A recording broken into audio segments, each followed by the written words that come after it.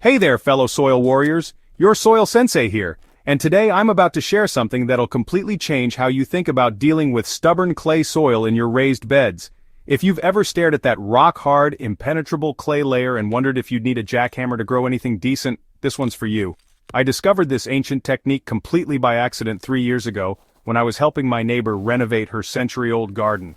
What I found buried beneath decades of neglect wasn't just old gardening wisdom. It was pure soil alchemy that our great-grandparents knew by heart, but somehow got lost in our modern rush towards synthetic solutions. Let's be honest. Clay soil is the bane of every gardener's existence. You know the drill spring arrives, you're excited to plant, and your raised bed has turned into what feels like concrete. Water sits on top like it's been waterproofed, roots can't penetrate, and your beautiful garden dreams feel miles away. I used to spend hours with a pickaxe, breaking my back trying to manually break up clay layers. The worst part? Even after all that back-breaking work, the clay would just compact again after the first heavy rain. Sound familiar? The traditional advice is always the same: add sand, add perlite, till it in, work it until your arms give out. But here's the thing. Our ancestors didn't have rototillers or bags of amendments from the garden center, yet they grew incredible crops in clay-heavy soils. They had something better. They understood how nature actually works. The technique I'm about to share comes from old European farming practices, particularly from regions where heavy clay soils dominated the landscape. Instead of fighting against the clay, these farmers worked with natural processes to transform it from the enemy into an ally. The secret weapon? Strategic layering combined with specific organic materials that create a biological chain reaction in your soil. No digging, no tilling, no mechanical disruption whatsoever. Just pure, patient biology doing what it does best. Here's what happens. Certain organic materials, when layered in the right sequence, create microbial communities that produce natural acids and enzymes. These biological compounds gradually break down clay particles and improve soil structure from within. It's like having millions of tiny workers restructuring your soil 24/7, even in winter. The beauty of this method lies in its simplicity. You probably have most of these materials already, or can easily source them locally. The key players in this ancient soil transformation are brown organic matter, green organic matter, and a special catalyst that kicks the whole process into high gear. For the brown layer, you want carbon-rich materials like dried leaves, straw, or shredded newspaper.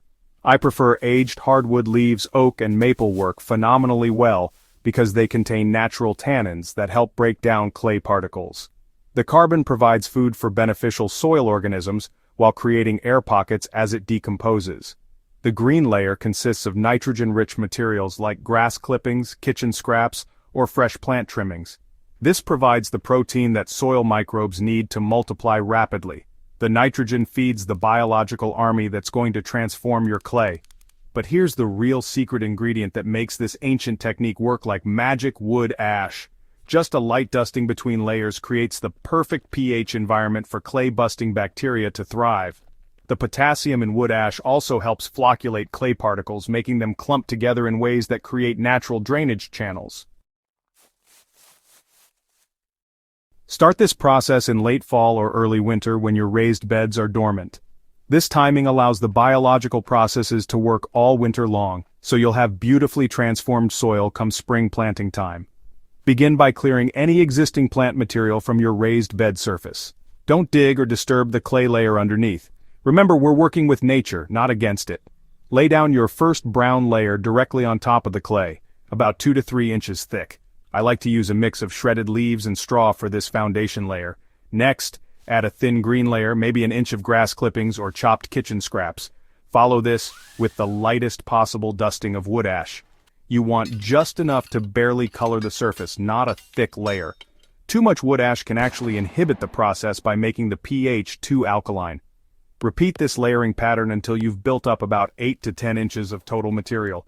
The final layer should always be brown organic matter to prevent any odors and create a finished appearance. Water the entire stack thoroughly, but don't saturate it. You want it moist like a wrung-out sponge. Over the next several months, you'll witness one of nature's most incredible processes. The layered materials begin decomposing in a specific sequence that creates the perfect environment for clay transformation.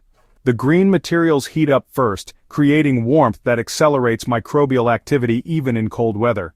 As decomposition progresses, the organic acids released by breaking down plant matter begin working on the clay particles below. These natural acids are incredibly effective at breaking ionic bonds in clay, essentially dissolving the cement that holds those tight particles together. Meanwhile, earthworms are drawn to this organic feast and begin creating tunnels throughout the clay layer. Their castings add incredible fertility, while their tunneling creates permanent drainage channels. Beneficial bacteria and fungi colonize the area, forming networks that continue improving soil structure long after the initial materials have decomposed. The wood ash plays a crucial catalytic role by maintaining optimal pH levels for beneficial microorganisms, while providing potassium that helps clay particles restructure into more favorable configurations. When spring arrives and you pull back that top layer of decomposed organic matter, you'll discover something that seems almost magical. Where once there was impenetrable clay, you'll find rich, dark, crumbly soil that feels completely different in your hands. The transformation goes deeper than just the surface. The clay layer underneath will have changed from a solid barrier into a loose, workable growing medium. Plants can now send roots down easily, water infiltrates naturally, and soil life thrives throughout the profile. I've seen gardeners literally tear up when they experience this transformation for the first time.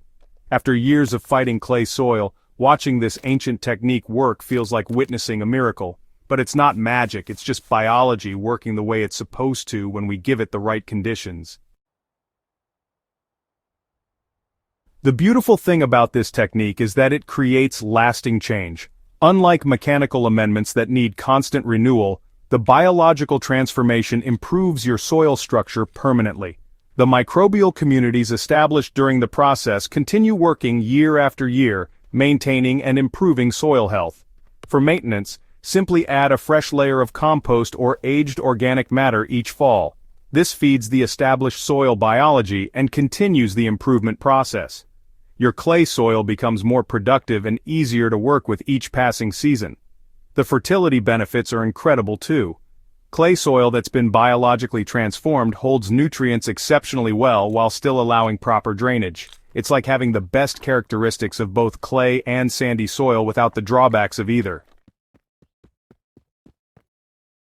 There you have it, fellow gardeners, the ancient soil secret that turns clay from your worst enemy into your greatest asset.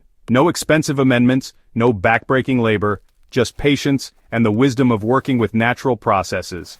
This technique has revolutionized how I approach soil management, and I know it'll do the same for you.